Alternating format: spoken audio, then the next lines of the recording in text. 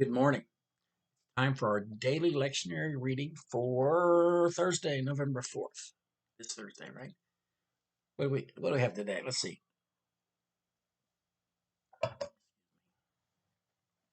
We have Psalm 127. We are starting that new. So today we'll be doing the NRSV, and then I'll try some different versions over the next few days. I'll try something new and look at some different versions that might be a little more poetic.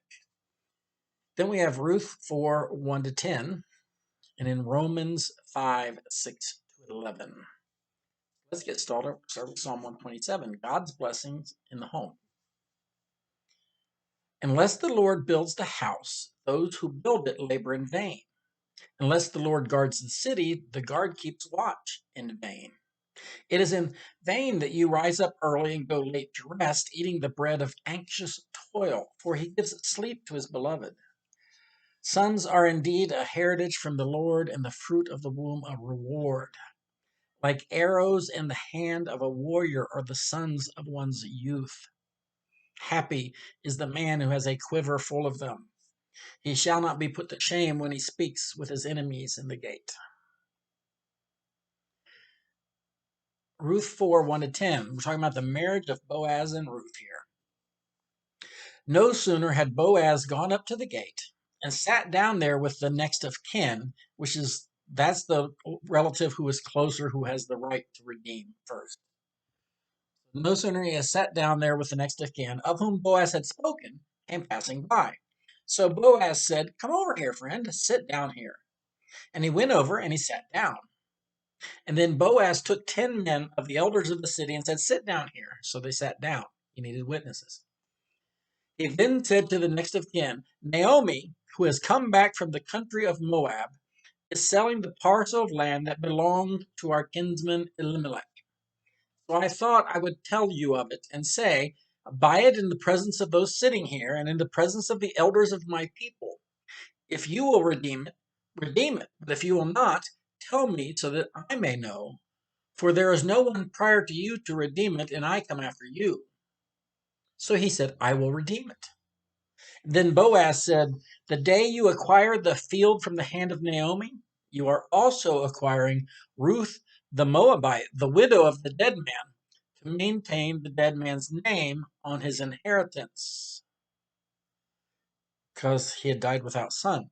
At this, the next of kin said, "I cannot redeem it for myself without damaging my own inheritance. Take my right of redemption yourself, for I cannot redeem it." Now, this was the custom in former times in Israel concerning redeeming and exchanging. To confirm a transaction, the one took off a sandal and gave it to the other. This was the manner of attesting in Israel. So when the next of kin said to Boaz, "Acquire it for yourself," he took off his sandal.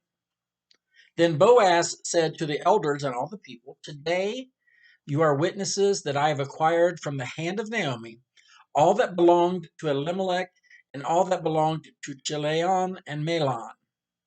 I have also acquired Ruth the Moabite, the wife of Mahlon, to be my wife, to maintain the dead man's name on his inheritance, in order that the name of the dead may not be cut off from his kindred and from the gate of his native place. Today you are witnesses."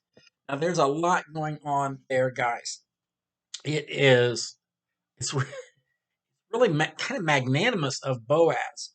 Um, it's essentially the extension of this tradition of levirate marriage, where if a man dies without a son, without child, specifically sons, his brother will marry his widow and provide a son for the first brother. So what Boaz is saying is, yes, he will take Elimelech's property, including Ruth, because Elimelech's son Mahlon, or Mahlon, I guess there's an H in there, did not have a son. So he will marry Ruth, basically take Ruth on, marry her, and if Ruth has a son, it is Mahlon's son, not Boaz. So he will inherit Mahlon's portion. All right. So he's willing to take on all Elimelech's lands, but he's basically going to give them back to his any son he has with Ruth. All right. So it's Boaz is a good guy. He is a good guy. All right, let's go to Romans 5, 6 to 11. Good old Paul. For while we were still weak, at the right time, Christ died for the ungodly. Indeed, rarely will anyone die for a righteous person, though perhaps for a good person, some might actually dare to die.